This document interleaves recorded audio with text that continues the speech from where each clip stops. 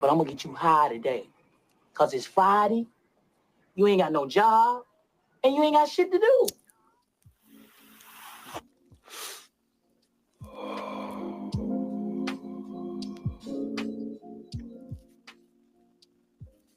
Welcome back, y'all. Welcome back to another episode of the Smoking Roaches podcast. We grow. Something just happened. We done lost them. I think we lost them that fast. What happened? All right, let's keep going. Sorry about that, people. We're having a little bit of technical difficulties. Give us 1 second. Where'd he go? Take your time. He gotta finish the introduction. My man, too. I know, right? We're gonna start it again. There we go. I don't know what just happened, bro. It just disappeared soon I clicked you on. I know, yeah, it just cut off. So it told me to join back in. Okay, all right. I don't know. All right, are we on? Because something in the top of the screen is like at the top of yours is showing some percentages, and mine is at 0. Yours is at 93. Okay, all right. We should be okay then. All right, okay, here we go. That's what's up. All right, cool. Yeah, because it's uploading as it's going on. All right, we should be good. Sorry about that, everybody. Like, let's just, you know what? We're gonna start this again. We're gonna start this one more time. I can go back into the editing software and make it sound good. So let's start it from the top one more time, big dog. This is very professional. Trust me. It's all good, bro. Hey, shit, right? Yes, we is. Yes, we is. Don't let them lie to you. Bro. We just some high niggas. We all the same. Trust me. No bullshit. High hood niggas. Hey, I know you don't smoke weed. Let's do it. I know this, but I'm gonna get you high today. Cause it's Friday, you ain't got no job, and you ain't got shit to do. All right, there we go. Now we getting in the groove of it, dog. Welcome back, everybody. Welcome back to another episode of the Smoking Roaches podcast. We smoke good because we grow good. Hey, man, what you smoking down to the roach? Today, I got my favorite co-host on this channel, Mr. Coley the Comic. What's up, brother? What's up, y'all? What's up, everybody? How y'all feeling? We back at it. Again for another one. And also, y'all can also see we have a third person on here, my great friend. This guy actually met him through one of our previous guests, Mr. Thomas Terrell, and he was like, bro, I got somebody, y'all into multimedia, y'all into movies, y'all into writing y'all scripts, y'all trying to go to Hollywood and go to the Diddy parties and all that good stuff. You always got to start somewhere. That's what he told him. Somewhere. He didn't tell me that part. Right. You got to start somewhere. So this guy right here that I got on the show today, man, he's going to definitely at least give you the great guidelines and the foundation and the formation to get over to the Diddy parties, per se, but at least into Hollywood anyway. Mr. Ron Nelson, bro. How you doing, brother? What it do? Yeah, what's up, Ron? Y'all got me on, man. It's an honor to be here with y'all, man. Oh, yeah, man. I appreciate you for coming out hanging with us, brother, man.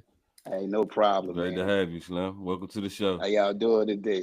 Yes, sir. Man, we doing good, man. Cool, we smoking good, man. You smoke weed, right, Ron? Yes, sir.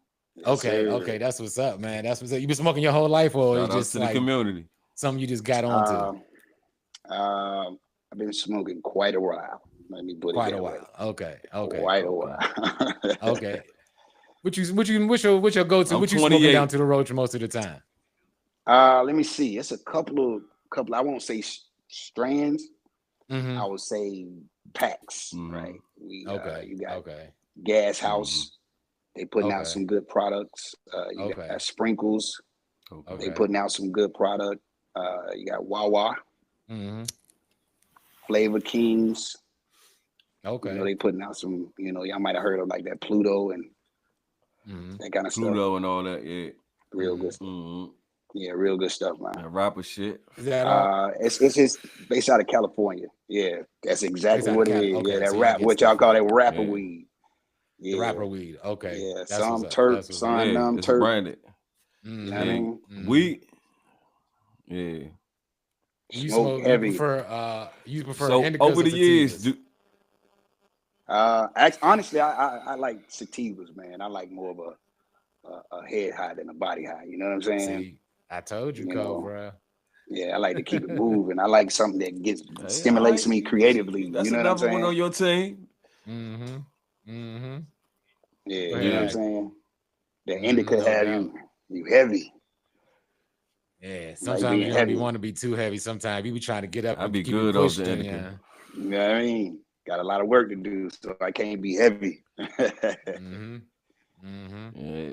See, so that's why I need the indica, because naturally when I'm that high, my energy on a high level. So I'm very, high strung. So I need the dominance of the indica to bring me down to, grounded more. So, and y'all seem like two laid back guys when y'all sober.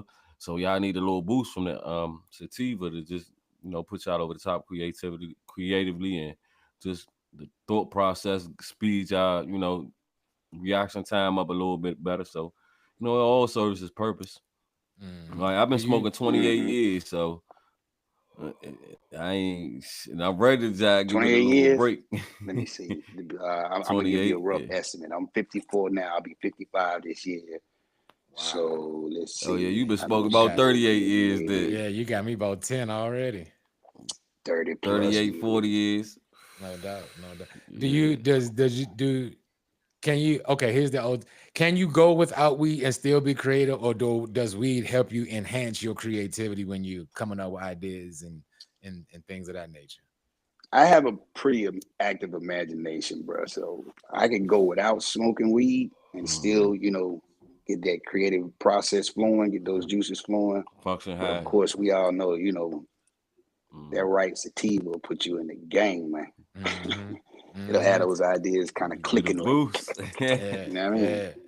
Yeah, that's what I like to do when I go on stage, because like I said, I do stand up also. So when I get on stage, I like to be right in that sativa groove, and everything like be right in the pocket. You just be hitting all them jokes when you want to. You know what I'm saying? So that's the main part why I do it. I'm like, when you in that mode of a good marijuana high, bro, it's just like the most beautifulest thing, bro, because everything just be flowing, everything be feeling good, man. Yeah. You really proud of your work, Makes you know what sense. I mean? Yeah, it's really medicine. It's really medicine. You know what I mean? I know for the longest, marijuana had a negative, thing placed on it by design. But now that people are coming more aware of the medicinal benefits of it, I think people gonna understand what we talk about. You know what I mean? And not view it in such a bad thing. Because it's a lot of medicinal qualities you can get out of it. You know what I mean? Like cures helps with Alzheimer's and among other things. You know what I'm saying? So. Yeah, no doubt. And that's the thing about it that people don't understand, that it's more than just to be smoking, just to get high and party on. It's like it really has some medicinal uses, and it's really, beneficial when you really do the research on it. You know what I mean? And that's the great part about it. Yep. Tell me what you think about this. Ron, what would be your optimal age to start smoking? Most of us start in our teenage, adolescent age, 13, 14. Say you had your grandson or something, and he coming in and just want to light one up with you. I would definitely at 13, say, follow the legalities of the state or area you in. You know what I mean? I don't want to encourage nobody to do nothing to get in trouble. You know what I'm saying? It's still, 18 and up.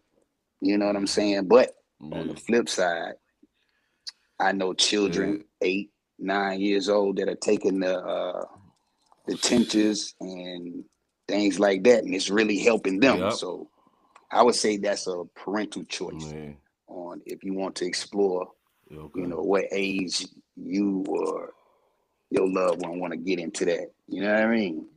No doubt. Yeah, I had my son was in, I think his last year in high school, and he said he started smoking weed with his bad old time. And I just said watch it if you're looking at staying in sports after high school and everything, but I can't tell you pretty much not to do it. Then I turned around a year later, my 16-year-old daughter started smoking, coming in there, asked me for sheets. I'm saying grams missing out my motherfucking pack. I'm like, hold up, I'm counting my shit, weighing my shit. Whole time she tearing my ass off. I'm like, hold up, now you ain't kicking in now. What the fuck is you doing around here? Hey, so but that's something. Same way I got it together. I don't know how many parents go through that. Yeah, see, let some in the ashtray. It was a wrap. Oh man, you done hit that roast, it's over. You know what I'm saying? It was a yeah, wrap. So and, just being real. You know what I mean? With the way kids getting information now, and these new millennials, they gonna do what they do anyway, right?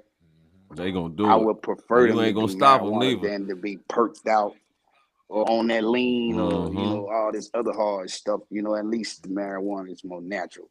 You know what I mean? And I don't think it's a gateway drug. I think that's a choice. Let me ask you a question. Ask you a person. You've been around a long time. Have you ever seen somebody smoke crack, like literally in your face, like a cigarette? I've seen people smoke crack. Yes, I have. That's crazy. Let me ask you this. Let me ask you now. Sit there for a second and take a second to think. When was the last time you seen somebody smoke crack? Okay. Hold on. You got to fade out for a minute. Ask the question again. Fade out for a second. Hey, when was the last time you seen somebody smoke crack? Hold on. Just a second. You kind of faded out a little bit. All right. Let me see. It might be my. You said, when was the last time you seen somebody smoke crack? Yeah. When was the last time? Yeah. Let's see. It had to be. You gotta think about it. maybe like 91. 91.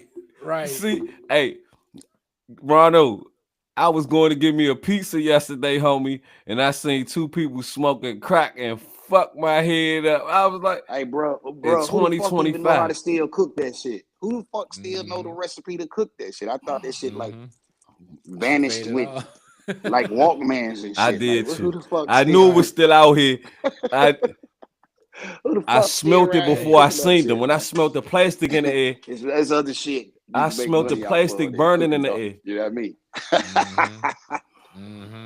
That shit is crazy. It's still going on. It fucked my head up, bro. Hey, it fucked my head up. We got weed dispensaries. And still got crackheads out here.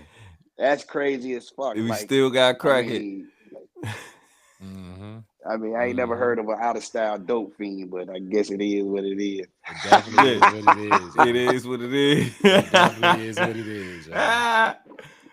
Crack made a comeback. Crack said we ain't go nowhere. What you talking about? Hey.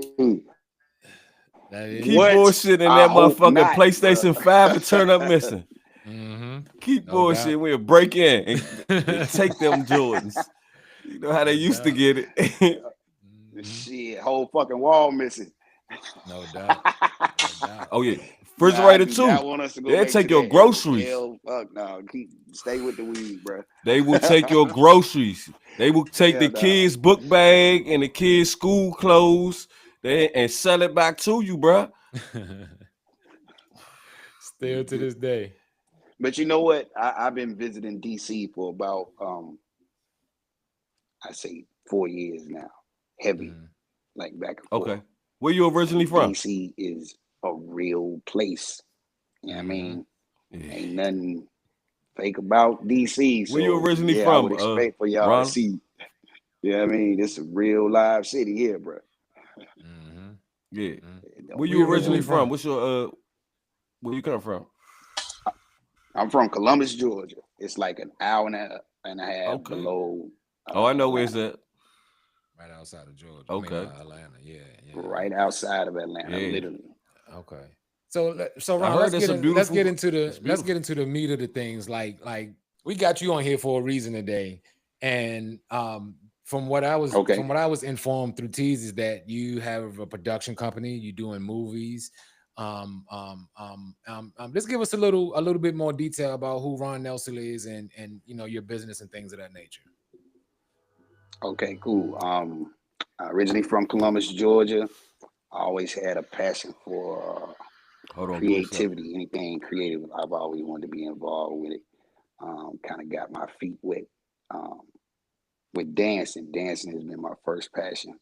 street dancing, break dancing, pop locking, this and that. You was a b-boy back in the day, huh? Oh, say Southern Fried B-boy to the heart. You see, I got an Adidas jacket on now, my man. I'm talking about church.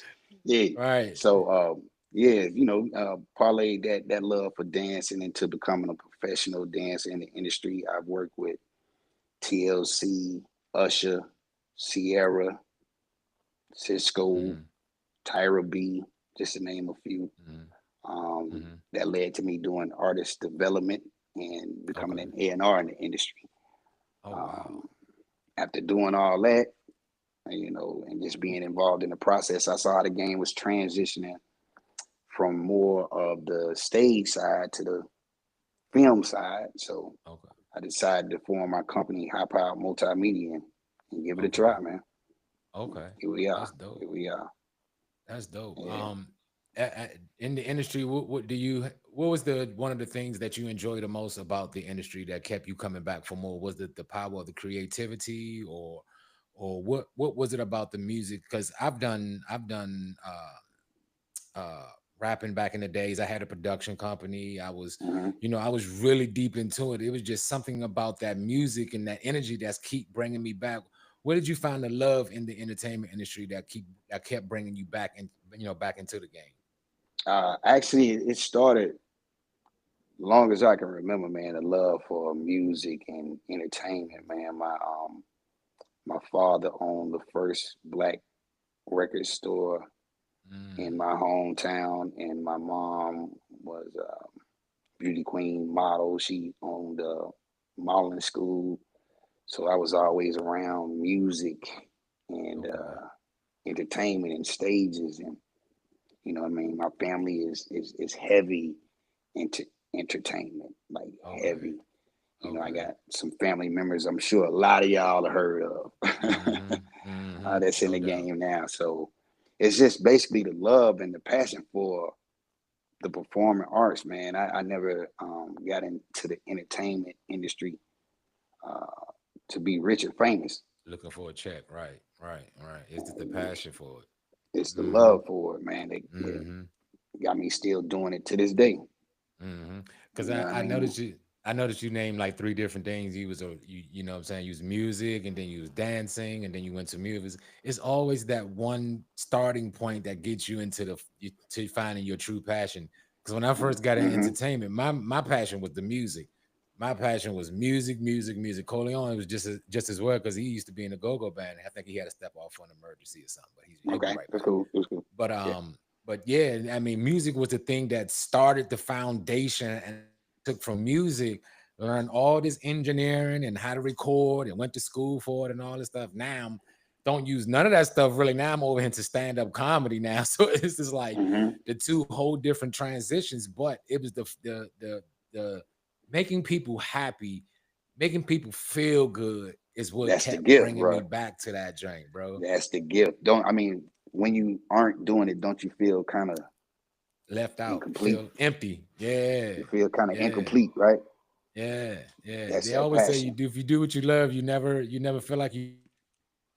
Hey man, work, man. I've tried to step away, it didn't work for me. Right. Of course, it's like I hate saying his name right now, but like Jay-Z, when he did the song about New York, that energy and the lights just bring you into that. You know what I'm saying? It is like really like a drug that you're chasing. You know what I'm saying? But it's a drug that's good for it. It's good for the soul, because when you create those things and take your vision and put them on the screen or put them into music and see your vision come to life, it's like one of the most amazing things in the world, man. And I'm sure you see that all the time, man. I wouldn't say all the time, but I've seen it, bro. Like, what we do, this entertainment thing, right? It takes definitely takes the passion for it to keep you in it. It takes a certain level of fortitude and determination.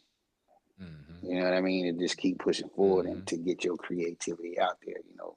Like you were saying, how you started in one aspect of the game and you learned engineering, studio. It was the same thing with me.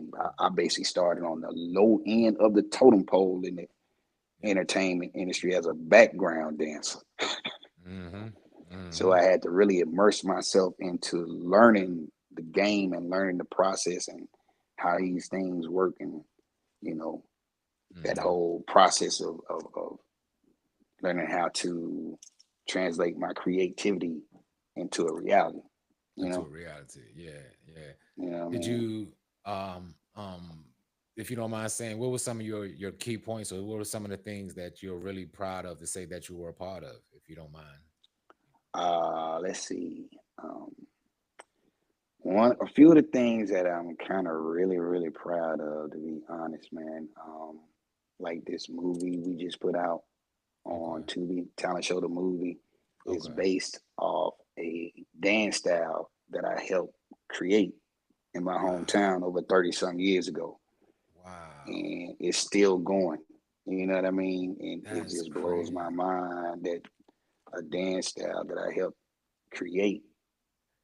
That was the led up to a movie. Was that the D4L Laffy Taffy and all that? That's a part of that. The whole little. Well, that's a different area. That's from Atlanta. Okay, so I'll give you a quick little rundown on the dance styles in Georgia. Like you had the whole snap era with the D4L, and then you had the dance that these kids are currently doing now called Hit Them Folks, which is like the internet viral thing that went around the world that came from Georgia. But the original dance style that came from Georgia, which was created in Atlanta, is called Yeek. Y-E-E-K. Yeek. Y-E-E-K. Yeek. Okay. It's called Yeek. Okay. And I was taught that in Atlanta around 86. And I brought it to Columbus and added some more things to it, and it became four-stepping. Okay.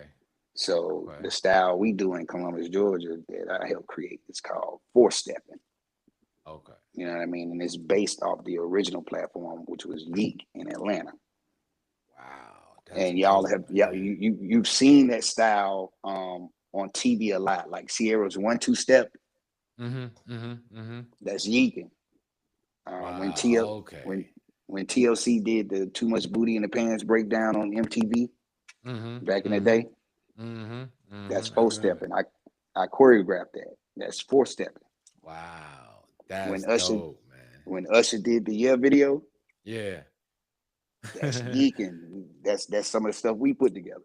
Yeah, everybody was trying to do that Usher. All this stuff right here came down. That's dope, bro. Right, that's dope. And it's with Missy Elliott, she uses that style a lot. So yeah, that's become one of the hottest styles over the last, I'd say, 20 years. That's an industry standard. Okay, now does that coincides with a style from, like, I gotta always ask, by us being brothers, did that originate from a style from Africa first, and then y'all put your own twist on it that you would know of? Of course. See, I'm glad you asked that question, man. That was a very, very great question, because to me, nothing our culture, when I say our culture, us as melanated people, nothing is new under the sun. It all came from an original source. Yeah. Like when you look at the Chicago style footwork dancing, you can also see that in the Zauli style African dances in the motherland. You know what I'm saying? A lot of the stuff the kids are doing off Afrobeat music is the same feel and vibe that we doing over here. Right. You know what I mean? So everything has its source. So to me, one of the things I've always noticed being a student of dance is how close and how similar melanated people all around the world dance when you really look at it. It might be to a different rhythm or a different sound, but the movements kind of the same. Yeah, exactly. And that's the dope thing about that, we're able to do that. Like, I follow, when I see people dance and see them riding that bass and that drum, and seeing how you can sometimes, to me, or at least in my vision, I guess, because I'd be high most of the time, you can actually see the spirits move, and you can actually see them tapping into those different elements of the dances that they're doing. That's pretty dope that you were able to bring your own style to something that's so magical as something like that from the motherland. Yeah, I mean, literally one of the dance moves I made up in 4-stepping is called a Zulu stomp. Wow. From the war when you dance. said it, I pictured it, and I haven't even seen it, and I can picture how that dance would be. That's dope. That's dope. Yeah. You see what I'm saying? You see what I'm saying? And right. To kind of point out me as a dancer, and like I said earlier, me coming up in the DC DMV area and getting immersed into real go-go. Yo, man, y'all shit is the purest shit closest to African sound with those congos, man. When y'all hit that pocket, man. Yeah. Oh yeah.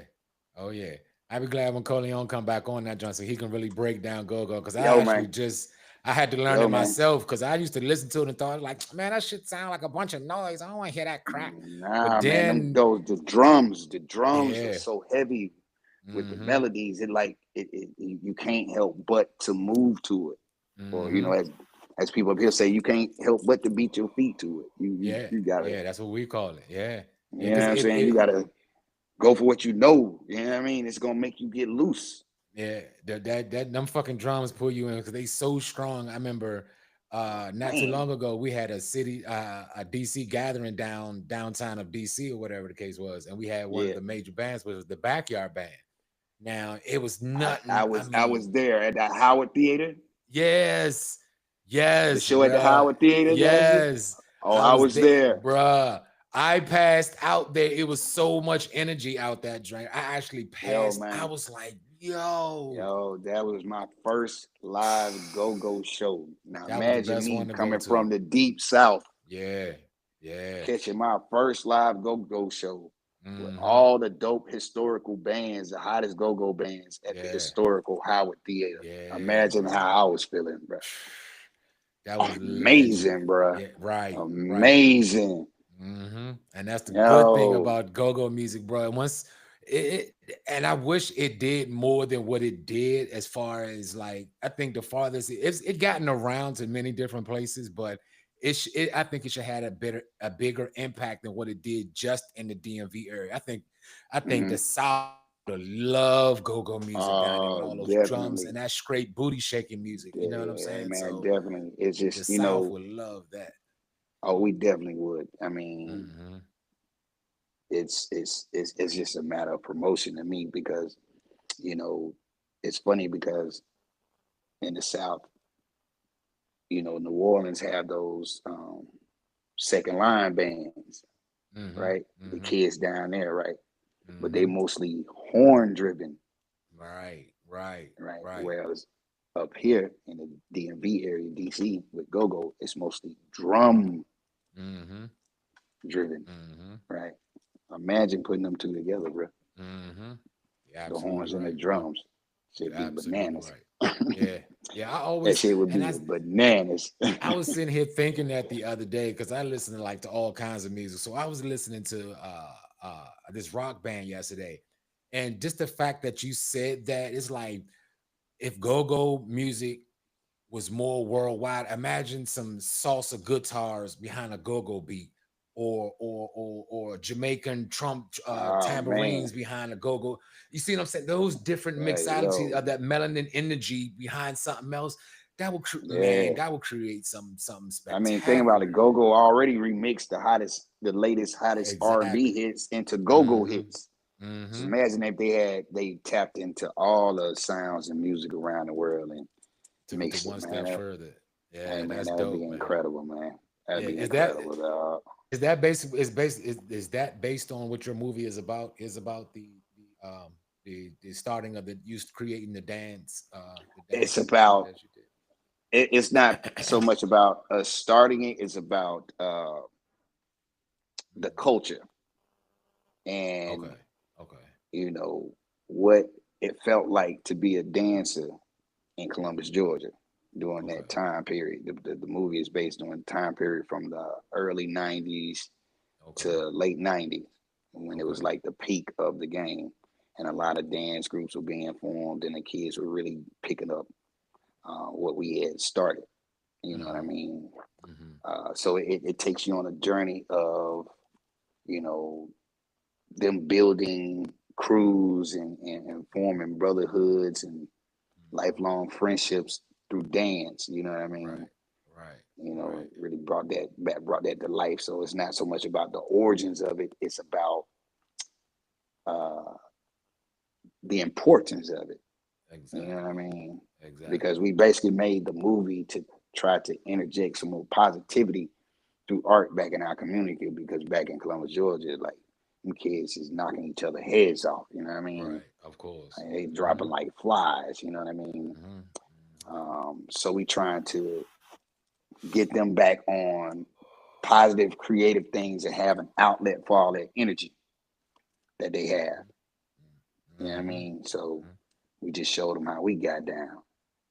Right. You And know what I that's mean? kind of dope that you're able to bring it full circle, bring it back from the 90s, because it seemed like a lot of these kids, these new generation kids, not the ones before them, but the ones that's here now, when they see things like Straight Outta Compton and seeing how it was in the 90s, they love that style. They love how you guys used to get out there on the streets and dance your asses off and wasn't worrying about nobody, didn't have cameras and iPhones all making it look. Y'all were out there really passionate about the things that you guys were doing, whether it's from rap, whether it's from dancing, whether it's from. I've noticed since being in the industry, it's like when you get into that game, you form those brotherhoods, those bonds with those people, because all you got, both of you, everybody has the same goal and the same focus on where they're trying to go. Exactly. And it's so enjoyable to be able to find that homie that's like, bro, we're gonna grind together, we're gonna tough it out, we're gonna do it together, and y'all stick to there. And then it might not jump even then, but like years later, you can go back and make documentaries and make movies and show like, bro, we did it, bro. Look. Exactly. That's what this is all about, man. Right. You just hit the nail on the head, bro. Mm-hmm. That's what this is all about. Like, you're trying to show these young cats and the youth, like, hey man, the direction y'all headed, it ain't where it at, man. You know what I mean? It's another way y'all could do that and still make a name for yourself without having to kill somebody to do it. Yep. And you make a bigger name for yourself doing it. Yeah, we did it with art. Actually. Yeah. You know what I mean? We did it with art. We did it with dancing. You know what I mean? Back in our day, where we from, you know, ain't nothing soft about dancing. All the gangsters, drug dealers, athletes, everybody danced. You know what I mean? Because it was a way of life for us. And that unified and brought all different types of people together when it was dance competitions and talent shows and stuff. You know what I mean? And it wasn't no violence. You know what I mean? Because it wasn't no violence because everybody left in a great mood. You know what I mean? Too tired to fight. We put everybody in a good mood. Danced all your energy out, right? Yeah. And the crowd too happy. They done got the, you know, they got what they came to see. You know, so they happy. Everybody happy. You know what I mean? And that's what it's, you know, like that's why we put one of the scenes at the end of the movie. Oh, okay. Go ahead. I don't want to talk too much into the movie, and like I said, don't say no more than you can say and you know about the movie. But the movie, we can talk about the movie now. It's on Tubi, so you can ask me anything about the movie except for the the legations of it. Okay, no problem. Well, before I go into that part of it, have you seen the movie Sinners? You seen that movie, right? The one with what you call it? With Michael J. White. Michael J. White. Is that his name? No, I was about to say Michael J. Fox. I know you talking about Michael B. Jordan. Michael B. Jordan. Michael B. Jordan. See, we both wrong. Hey, sativa. You knew what I was talking about, right? Blame it on the weed. You know what I'm saying? But okay, so when you saw and the dance scenes in there was a perfect example of everything that you just said, how all the music and all the dance and all that all originated from one source. And it's still everybody has their different version of the same thing in so many words. You know what I mean? Like right. You have we have the hyphy here, over there it might be called leg locking, over there it might be called pop locking, over here. You know what I'm saying? It's all the same origination from that African energy. And I think that's that right there was the main thing that stood out mostly to me in that movie was the dancing scenes in there. Because it reminded me of the Good Times also. Remember the portrait JJ painted on Good Times? Yeah, That's what that reminds me the of. One that was, you know what I mean? The one that was on the Marvin Gaye album. Yeah, that was yeah. I mean, yeah, to co-sign what you're saying, yeah, man, you're not nowhere in past history or current history are you gonna find our culture without song and dancing. That's a way of life for us. Right. I mean, religious ceremonies involve dance. I mean, just in a nutshell, you know what I mean? Like, historically, throughout time, our culture has that in our genes. You feel what I'm saying? Yep. So we're gonna always do it. It's kind of hard to find a black person who can't dance. Oh, believe me. Even if you do find a black person that say they can't dance, they're saying they on rhythm. They're saying it because they don't want to dance. Right. They can at least hold a rhythm. You can at least two-step. As simple as this. Let me tell you. Have you ever seen? You rarely see clumsy black people, right? Absolutely. You know, even when we walk with a stride or a dap or a strut or something that in a rhythm, right? It is what it is. It is what it is. It's blatantly in your face. It's blatantly in your face. It's right in your face. And no matter how you try to turn it, because you can see the opposite of the people who can't do it and who can't dance, and see how goofy and retarded they look trying to do what we do. It's like, bro, you can do the dance, but you don't have that little oomph that make it that much good. You know what I mean? They don't have that soul. It's a difference between. Yeah, I always say it's a difference between being taught some steps and actually knowing how to dance. Yes. When I look at, and I'm not being racist by far, I'm just pointing out the obvious. When I look at white people do our dance, the idea of them doing it, it looks good and they got it right and got it down packed, but something about that the missing of the soul doesn't bring that quite that flavor to it. You know what I mean? Is something about that melanated skin that brings that dance to that one level. One day we're gonna go deep, and I'm gonna say one thing. Whenever you see a white person that can dance, maybe it's something on the inside of them and they genes and blood too. Yes, sir. We all really the same, bro.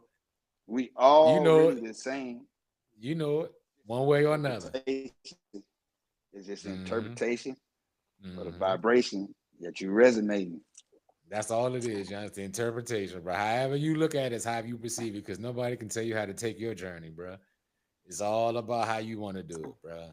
It's all about how you want to do it. Yeah, I mean. Do you are you just just doing this one project, or are you a multimedia company that hears ideas from other people and try to film for other people, or what's your actual content? We actually so I'm actually building a solid team, bringing other parts of the organization together to make it more complete. Currently, we're working on 2 other documentaries. Okay. One educational and one based off entertainment again, and we got a couple of more movie ideas we're gonna start putting together. I also, like I said before, I had a music label, so I've been currently working with a lot of artists, up and coming artists and producers, helping them out a lot, and you know what I mean. So just kind of using everything that I learned being in the entertainment industry to kind of condense it into one platform where I can pass it forward to creatives like me. Okay. You know what I mean? Okay. Like on this particular project, I was an associate producer of it. The executive producer, director, writer is one of my little bros I helped get in the game named Zach Lee. You know what I mean? Once he got his film degree, he came back and came to me with the idea, and we put it down. So, we got branches. You know what I mean? Like my company is high powered multimedia. Zach has Exactly Right Media. Okay. And then my sound man has Super Dave Production. Okay. You know what I mean? And then the studio we use sometimes is Media Flex. So, you know what I mean? So all of us have our own brands, but we synergize things to get some stuff done. Yeah. So like this movie was a really a collaborative effort.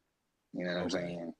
Coming out the gate. You know, this was my first independent movie project that I worked on. I've been on other movie sets and have been involved in some other things professionally. Right. And so has the director, Zach. He was in Stomp the Yard, Coming to America 2, Soul Train Bob. Wow.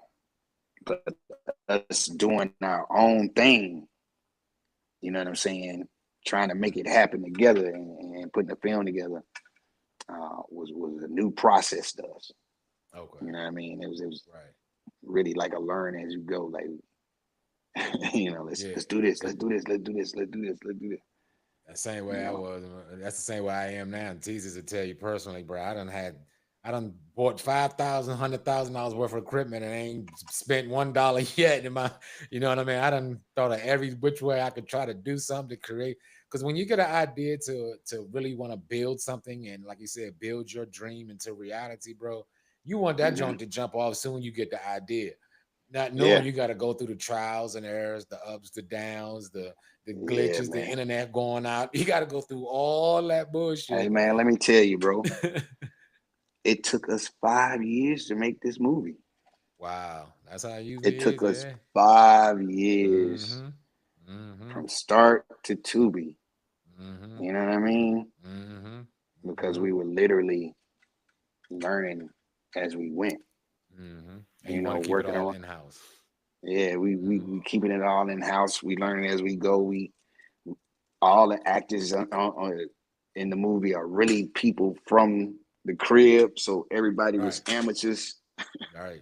Yeah. You know what I mean? So it was a new process for all of us. We just, like I said earlier, the passion for what we was doing and the determination and fortitude and us, that brotherhood we all had as a dance community helped us get this movie out together, man. That's good. You know what I mean? So like for you, bro, like whatever ideas you got, you already investing in yourself. The only thing, like I'm gonna put it to you real, like I consult also. Okay. Right. I consult creatives. And a lot of things I see us as men do, we tend to want everything to be perfect. There you go. You hit it right on the head. Right. And I'm gonna give you a scenario. I'm gonna give you a scenario. You know how, okay, I don't want no women to get the big head when they, you know, but you ever notice a woman will get an idea to start a business and she'll go get the building before she even know what to name it and start it. And then she'll start putting furniture in it, and then after a while, she got a business. And it's running. Right? Whereas a man, he'll get the idea, he'll want to write it out and think it over and fine-tune it. Well, what if this? And what if this? No bullshit. You follow where I'm going? I'm following all the way with you, brother. I'm all the way following you. Because I'm in the same boat. So remember that. That's why you see a lot of women doing things and they looking at us kind of funny because they like, well, I had the idea and I just went on ahead and did it. Why you can't do it? Yep. And we like, you don't understand. I need this. I got to take money. And to her, that sounded like excuses. There you go. That's all. Because she ain't using none. Not near none. She going. So for us as creators, especially us black men, man, we about that action. Yeah. We go getters. We got to have it. Yeah. I can't sit and think too long. Because it's passion in me this passion gonna start burning me, and then I'm, I ain't gonna feel right. So I gotta get it cracking. That's how everybody know I am. Like I gotta get it cracking, bro. I get an idea for a movie and call the camera, and I start filming scenes before I even had a whole script written. That's how it's supposed to be, yeah. And then build off that joint, yeah. Because I need something, get you going. To let me know I'm in motion. I ain't just sitting around thinking about it or talking about it too much. There you go. And I had to realize that the hard way, bro. I done had 9 million ideas that's still in the idea process. This is like one of the few things that I'm actually running and pushing with it. Hey man, run on, man. And sit back and like you said, I think the and I wanted to ask, this is the part of the question I want to ask you. Do you think that men sit back and analyze and think so much about running a business because they're the fear of failure and not being able to do what they want to do for their woman or their kids per se? Hey, man, you know what I'm saying? You took the words, you literally almost pulled my next thought out of my mind. To me, bro, the only time a person truly fails if they don't even try. Yep. Right. Yep. See, I'm gonna try it because I guess it's a naive thing, or I don't know what it is, but I'm gonna try it because I know I ain't gonna fail. If I take an L, it ain't gonna be a loss. It's gonna be a lesson that I learned from, so I can revamp my game. A lyrical lyricist. And get back on my job. They might have missed that one. You got to listen real close to catch that one, boy. I can dig it on that one. So, nah, man, the only time a person, us as black men, we need to get over that because, the world has beat us down to where we, they already got it trying to make us feel like we failures as it is. Right? You're absolutely right. So I can understand the hesitation, but that's when you have to lock in with yourself and being like, look, man, as long as I'm out here, as long as I can learn and I can keep trying, what got my lady or whatever worried about, or my family or whatever, this and that they worried about, once this shit hit, they'll be all right. I promise you they'll be all right. They'll definitely be all right. You know what I mean? I promise you they'll be all right. Yeah, no doubt. So just keep going, man. Go for what you know, man. Don't worry about the perfection of the thing. Perfection is an illusion, man. Yes, sir. Everybody want things to be. God, you sound just like Teases, bro. This nigga been yelling at me about the same thing for 2 years, bro. He'll tell you, bro. I've been sitting here like, yo, Teases, I got this idea. He's like, well, do it. I'm like, I need $10,000 to buy the equipment. He was like, nigga, start with 5 shirts first, motherfucker. Don't go out there and try to buy the whole building. Start small and work your way. But now, hey, bro, guess what? Yeah. You might not have the $10,000 to buy the equipment, but you might know somebody who got the equipment that ain't doing nothing with it. You can say, hey, bro. Let's partner up on this thing. And that's exactly what I did. I got the idea. You got the equipment. Exactly what I Let's did. Run something. You know what I mean? That's exactly where it is. Hey, bro, I can give you $10,000 now for your equipment, or I can. In the future, we can split this 100, 300, 400K. Exactly. What makes sense? What make more sense? Yeah. Let me ask you this: excuse me. It's maybe like a 2-part question. When you're becoming, or when you're trying to write, movies and things of that nature, do you feel as though that AI is taking away a lot of the creativity and a lot of the work that I think that should be needed to create something magical? Because it's like when AI comes around, it loses that. You might have the idea to put the prompt in, but the work to build it, I think, is what makes it more appreciative. How do you feel about this AI stuff that's coming into play now? That's a good question, man. I see AI like this. It should be kind of like a cleanup tool, an assistant, right? Not the first option or the first choice. Okay. Right? Because creativity, it has to have a feeling to it, right? And we all know AI ain't got no feelings.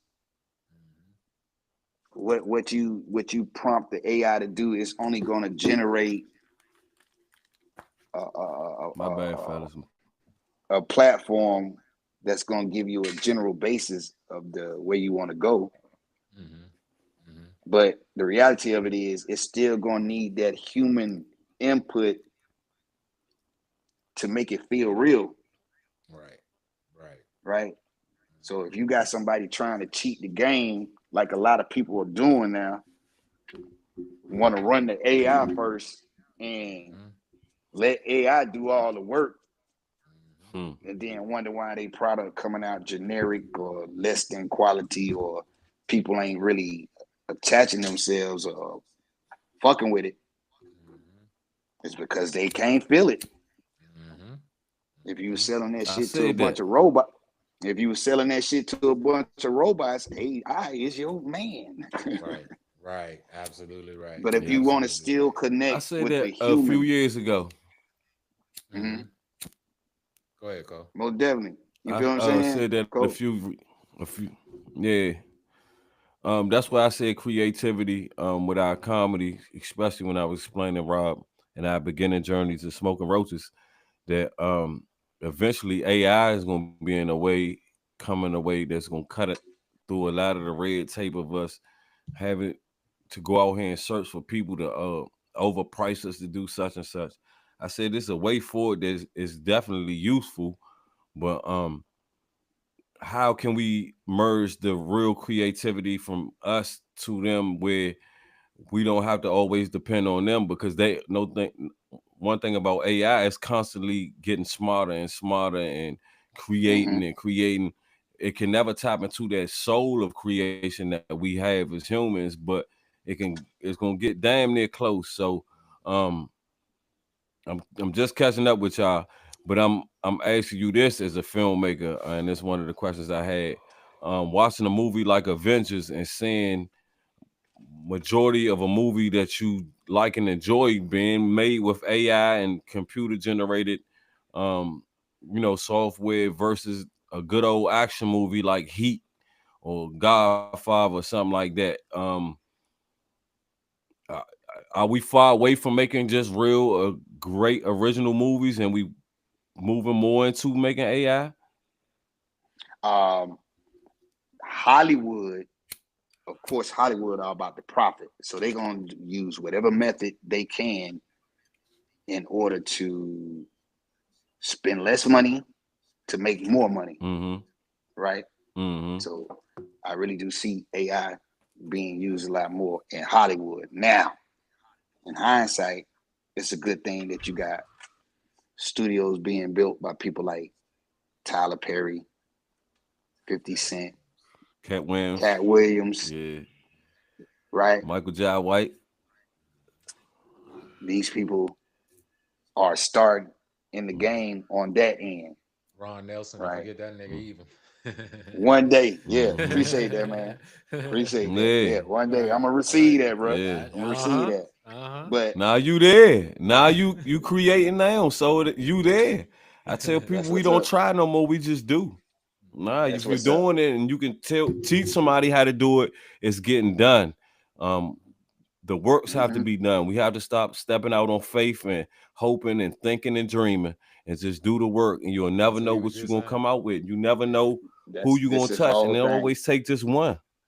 Yeah, that's what this whole thing about, man. So yeah, wow, those guys it's a good thing. Those black guys are building studios and creating these places where and giving avenues for other creators. Yeah, they don't come up. They don't wake up with just these ideas and because I got a studio. Nah, they depend on a team, a staff, some like-minded people that think how they think to really make their thing go. And we got that AI. Nah, you got to make the connections. You got somebody's more talented in you than in something you want done within you. Go out there and make a connection to that person. Exactly, man. They might not want you what you want. It can't be.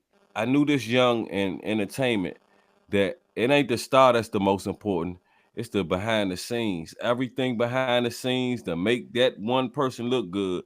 Because if you stood them in front of a white wall or a background by themselves and they had to do what they do, it would be so plain. So it takes everything from the writer to the lighting to the sound to the minute little thing can throw everything off. So, and, you know, I respect filmmaking because I come from, you know, acting background in high school. I haven't had the pleasure to be on anybody's movie or nothing yet, but I'm not shy of the camera. But one thing about movies, they're one of the most long-lasting parts of memory, and like music. Like you hear a good song, you be like, damn, that take me back to 19 something, and be like, damn. But it's the same effect with a movie. You can remember who you was with when you first seen that movie, and especially when actors just bring the characters out more. One of my favorite character actors I've ever seen in my life is the portrayal of Ray Charles by Jamie Foxx. Man, shout out to that dude, really digging into that character. Him and Heath Ledger and the dude that played Thanos are three of the greatest characters I've ever seen play a role in my life. They really immerse themselves in their roles, man. That's all part of their creative thing, right? And that's what you know what we do, man. From comedy, I heard you was in a go-go band. Oh yeah, I got a movie idea for a go-go band, man. I just need some people to help me get it off the ground. Yeah, I heard you was in a go-go band. I put the plug in for you already. When you want to hear, bro. See how the homies do now? Your boy got you. Your boy got you. Yeah, nah, that's good. You know what I mean? Nah, I claim that. I claim that everywhere I go. That was first. The music was first. You know, that's all. You know. So, like the ideas, man, like the go-go the movie, all that stuff, man. Like, I got it, homie. I just need somebody to listen. I will run it down to you as fast as I can or as slow as you want to hear it. Just take a listen to it and see if it's something you can catch on to. And then thanks to AI, I had AI chop it up for me and just a couple of forms. Because, you know, with movies, if anybody don't know, with movies and scripts and stuff, you gonna make 1,000 different changes to it before it even get close to what you can produce. Now, did you talk about that part, Ron? Yeah. The homework like you got to do. Talk about homework. I'm gonna put you back up on game. Like, you know, when you stepped out camera, we was talking about that, and I was telling them how it took us 5 years to make this movie because we were one piece. Yeah, we starting from scratch. We started literally with an idea and some hustle, and like, nigga, let's make our own movie. Like, fuck it, nigga, let's do this shit. I mean, we gonna get some cameras. Oh man, right? I love that shit. That raw shit. We had the script and all that shit, but you know, like I was telling him, everybody in the movie are amateurs. Nobody had acting experience. We just got the cast that knew how to dance at the crib. So what we were basically doing to make the movie as real as possible. All right, we'll go over the general script, right? Funny shit, right? And then after we get the general script, we'll set the scene and tell the actors, all right, what the fuck would you do in this scenario if y'all was talking about this? Just do that shit. Make sure it's clean and when we go, motherfucker. We just need some footage. Okay, the rawness, right? The rawness of it, because our thing was we really didn't care how perfect it was. It was. You just wanted to complete it. Yeah, we just wanted to complete. We knew coming out the gate, this is our first movie. You know, hardly no goddamn budget.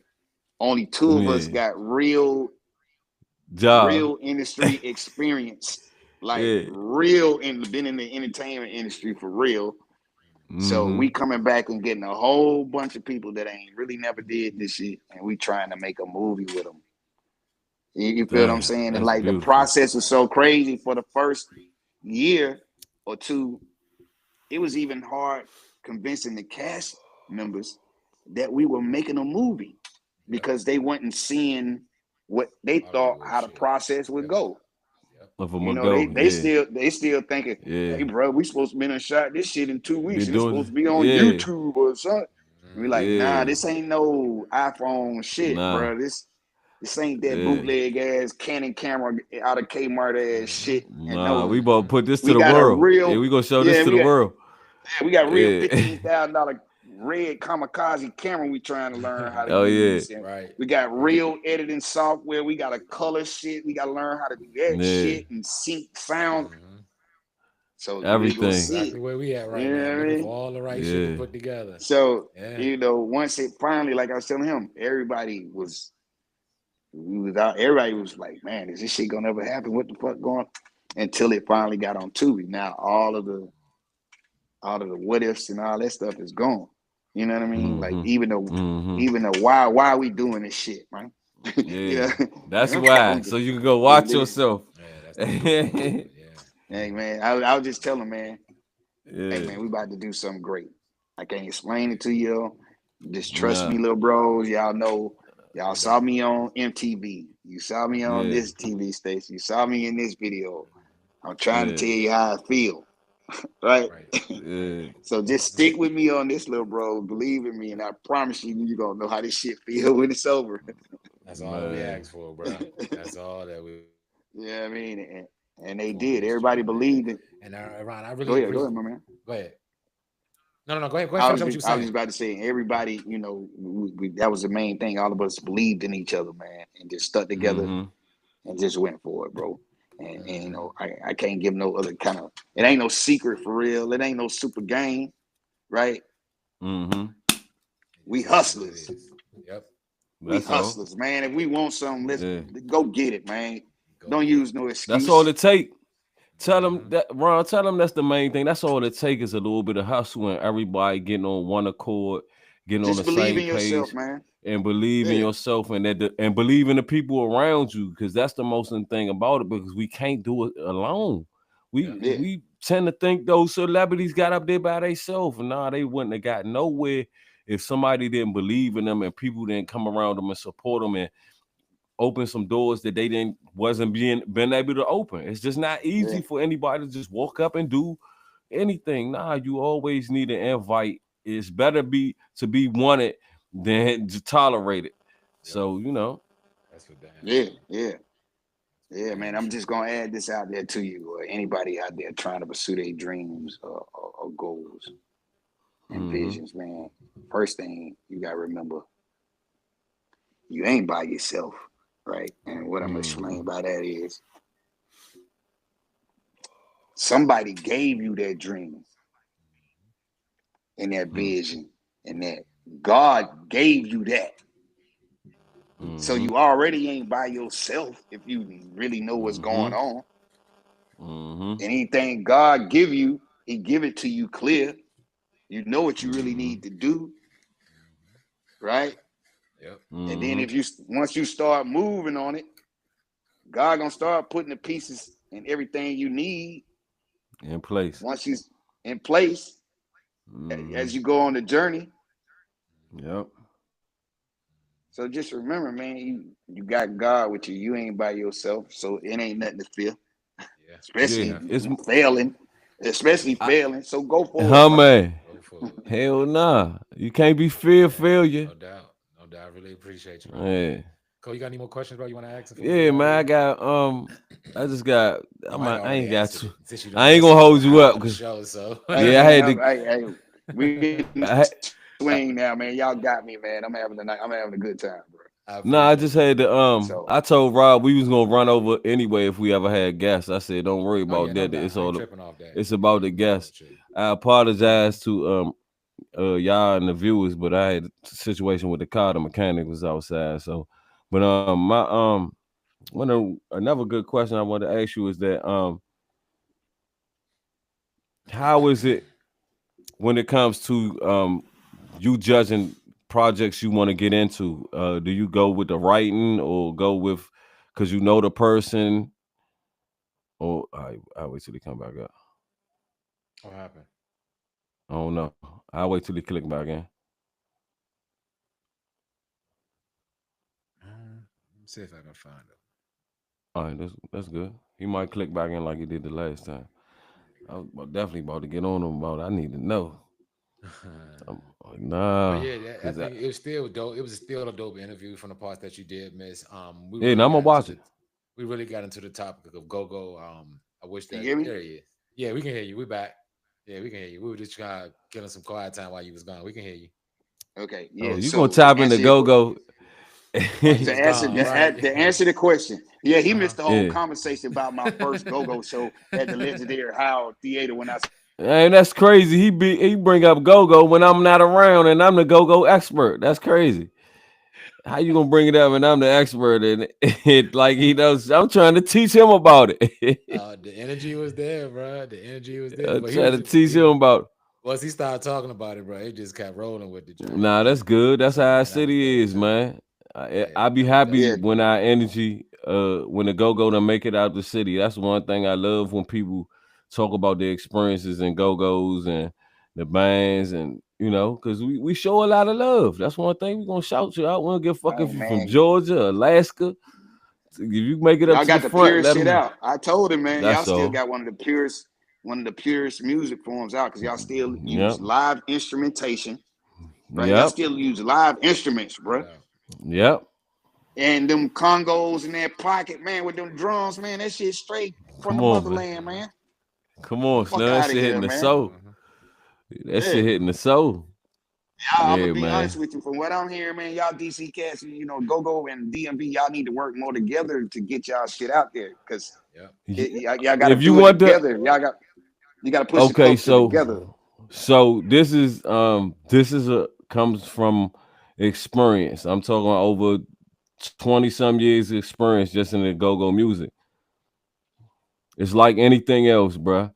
It's just like anything else. It sound good, Ron. You need to collaborate with other producers and movie producers and get out there and rub it. It is not that easy, homie. It's more every man for theyself. And when we come together, we can put shows on, but it's whoever make it, take it. If we can get in the mindset of it's all for one big goal and all of us the sound is what unites us. That's when we'll get there. So that's a part of the reason why I left go-go. I didn't see it coming together like comedy comes together, where I can come and meet people like Rob Kofi and a brotherhood of great comedians, and we can get on the show and go do a tour for 2 or 3 years, go make some money. And it's just not that sweet with go-go until we handle our issues of respect, and it's a respect with the bands. I give it to them. They play together, they show love together, but it's more of like a rapper. This my hood. This where I'm rapping. I'm holding it down. And we don't have labels that back us. If we had, really people putting money behind it, of course we'd be globally sound. I'm watching go-go bands in Japan, Africa. It's getting there. Yeah. But we old. We 50 years old. We just as old as hip hop. We've been around 50 years too. And it's sad the world hasn't had to experience that 50 years, but it's never too late for them to catch up. So, like you said, we got some. To answer your question, what criteria do I use in picking projects that I want to work with? Right. One criteria only. Right. You cool as fuck and you got a good idea. Hey, there you go. Cut the red tape. Let's work. There you go. Hey, 3 things. You cool as fuck. You got a dope idea. And you ain't about no bullshit. You about that action. Yeah, stay consistent. Yeah. Let's work. Yeah, when I call you, and say what you got. Yeah, don't be, I had some, I left it up. Nah, have it off the top. Let me know what you working with. Or you right. Let's get it popping. Let's get it popping. That's the only criteria I got, man. All that other fake ass industry shit, man. But remember, dog, I started off as a dancer from country ass Columbus, Georgia. I ain't got no time for all that Hollywood shit, man. I'm trying to get it out here. Yeah. No doubt. Still at my age. And it's out here to get. Yeah. It says out here to get. It's waiting to get got. Yeah, one day, your boy brought up y'all comedians. Hey, your boy brought up Diddy party shit. Hey. Because P. Diddy be wanting to party. And you gotta tell him no. You got to tell him no. Hey, bro. We don't do no after parties. We do the job. Okay. No side. Okay. You know what I'm That's all. We can crank up our own party at the house where it's safe. House party. Yes, sir. Yes, sir. Hey, I'm already do the job. Go home, stay in your lane, and never do anything to be rich and famous. There you go. Trust me. There you go.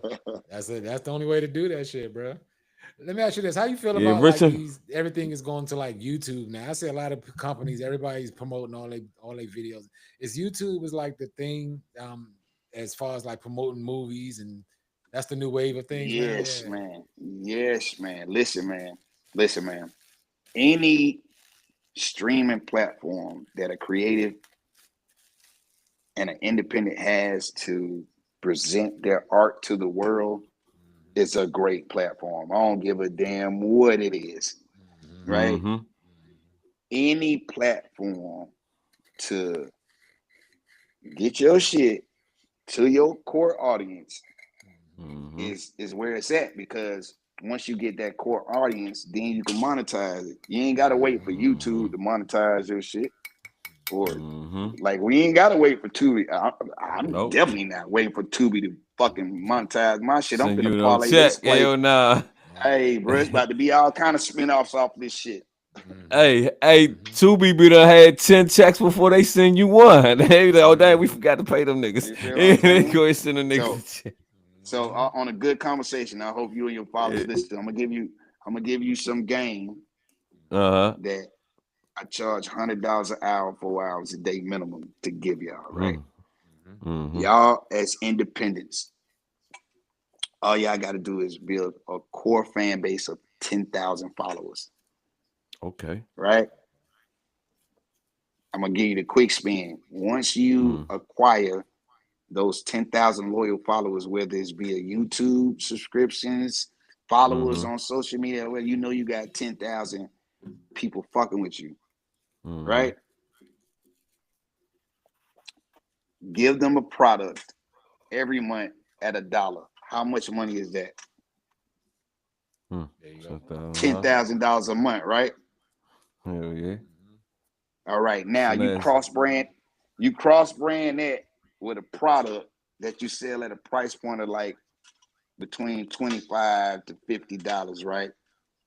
And only 10% of those 10,000 loyal followers purchase that. So let's say you got 1,000 of your loyal followers buy a t-shirt or jacket or something for you. That's $25,000 to $50,000 extra dollars a month, right? A month. Merch. So in the play I just told you, you got a chance to make $35,000 to $60,000 a month, right? Yeah. That's crazy. Okay, so all you gotta do is go get your 10,000 loyal followers, friends. Go get your 10,000 loyal followers. 10,000 loyal people that really fuck with you and what you got going on. Gonna fuck and with monetize it and keep giving them products and stuff that they expect from you. That's what Tory was talking about before they gave him 10 years in jail. Hello?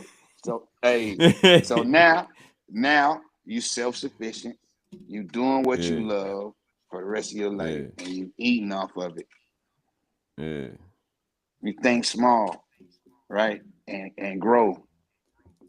Accumulating 10,000 loyal fans is much easier than trying to capture the whole goddamn United States at one time, ain't it? Oh man, hell yeah. Yeah. Because you got 10,000 loyal fans, they're going to tell 10,000 other motherfuckers about you too. And then them 10,000 going to tell another 10,000. Exponential growth, right? That's what you're talking about right now, right? Exponential growth, right? Yeah. Over time. That's like money. That's over time. Right? Time, right? That's time, right? Utilizing it. It's a starting point, though, right? Yeah. So putting a price on your time, basically. Don't be up here for free. Yeah, that part of the game was to be sold, not told, but y'all get it for free because y'all my boys.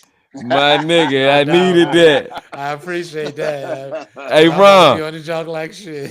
Hey, Ron, listen to this, Ron. I always tell Rob, don't worry about the numbers because I've been viral a few times on Instagram.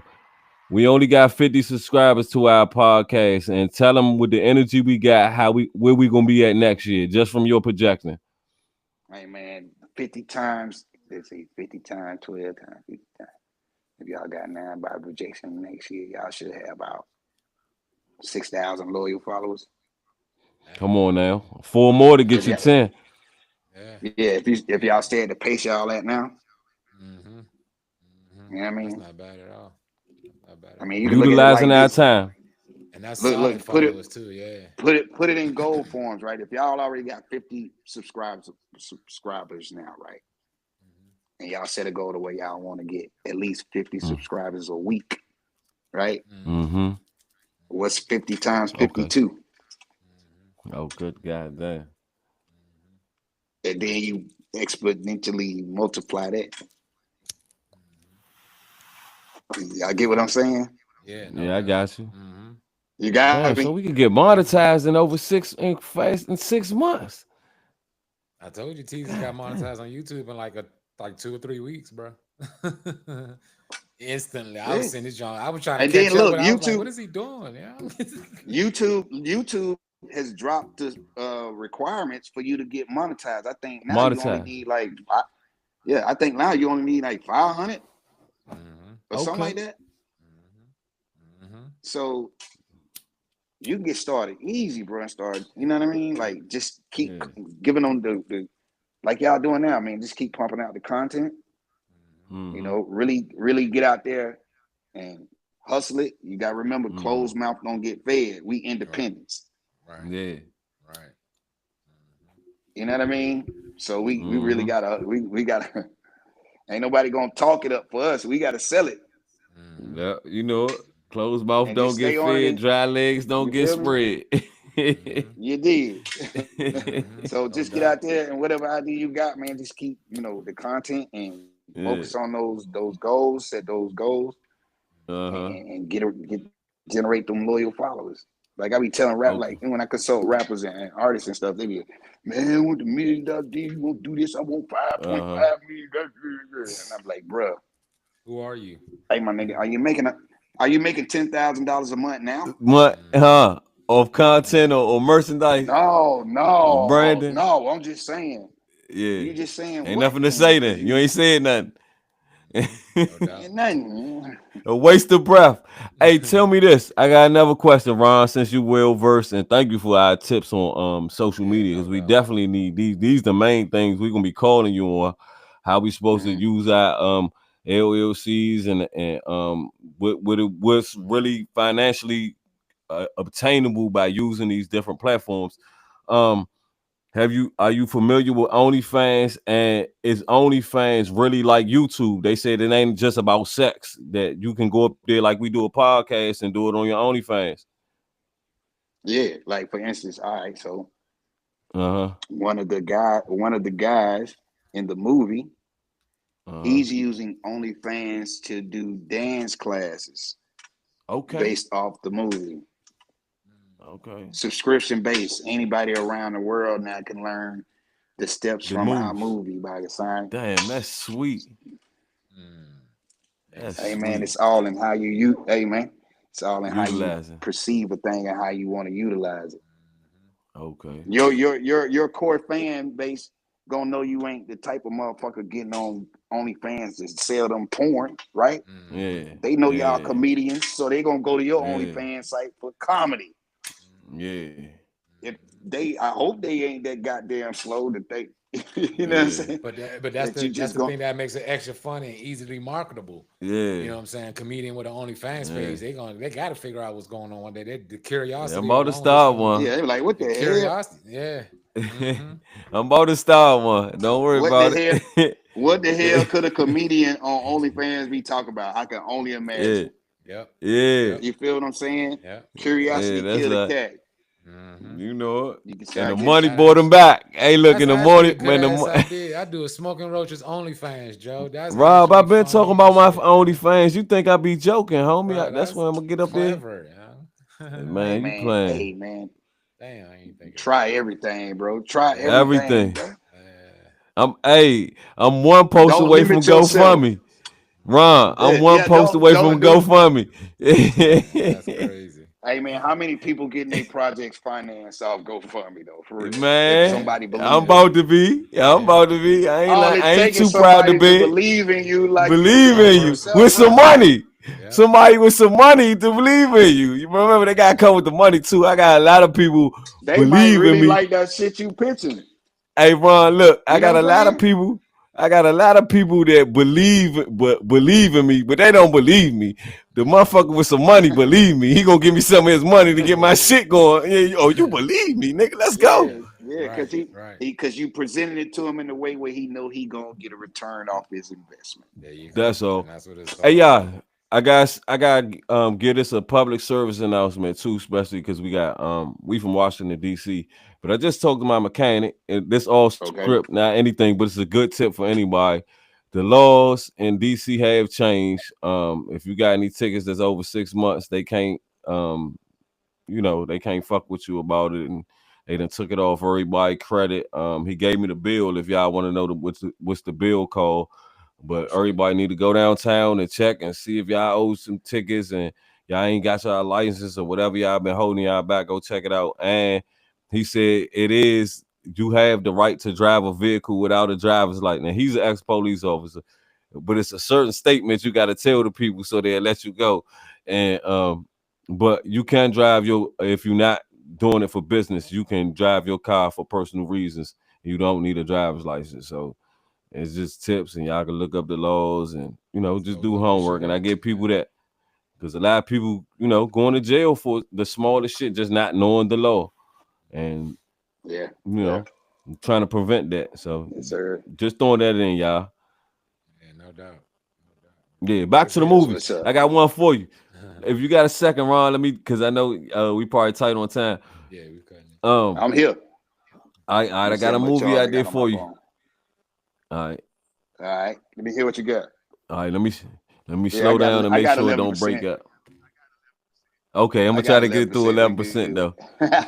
Okay, I'm gonna just give you the concept, the breakdown concept of the go-go joint. All right, so it's a go-go band from DC. I'm gonna keep talking if you listen. There you go. It might be cutting it short. Yeah, it might not extend it on it because I think I'm getting a message about his stuff also. Oh, it's over. All right. You say this before you put it out in public. Yeah. All right. Hold off on it. Don't tell him out in public. Matter of fact, I ain't gonna tell him. Yeah, go on the DM. Yeah, I ain't gonna give away the golden goose. That's why I held up. That's why I cut off, matter of fact, won't say nothing. Yeah, Rob, we can go in the live and then we'll just talk while we on this joint. Yeah, run it past him. Yeah. So y'all won't be getting all the goose of the game. Yeah, I'm about to give the whole goose. The whole breakdown, yeah.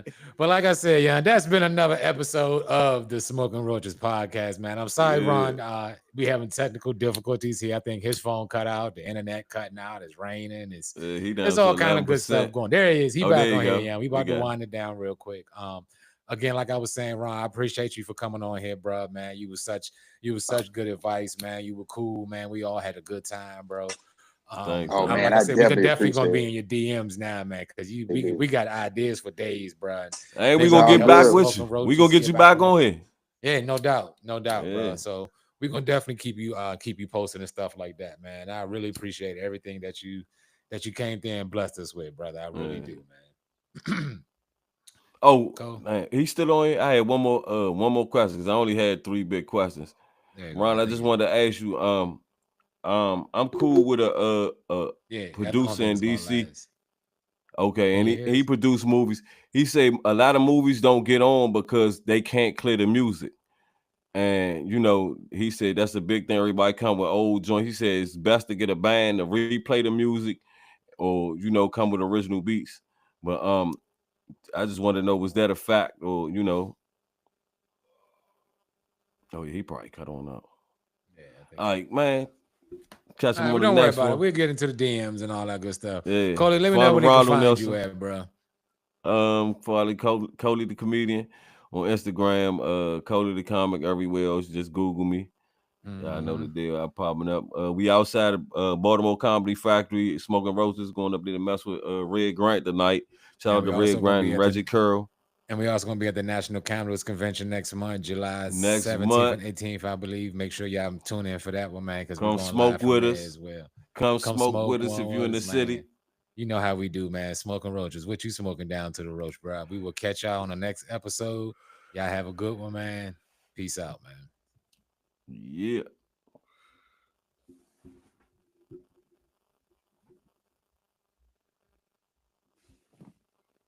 Dun, dun.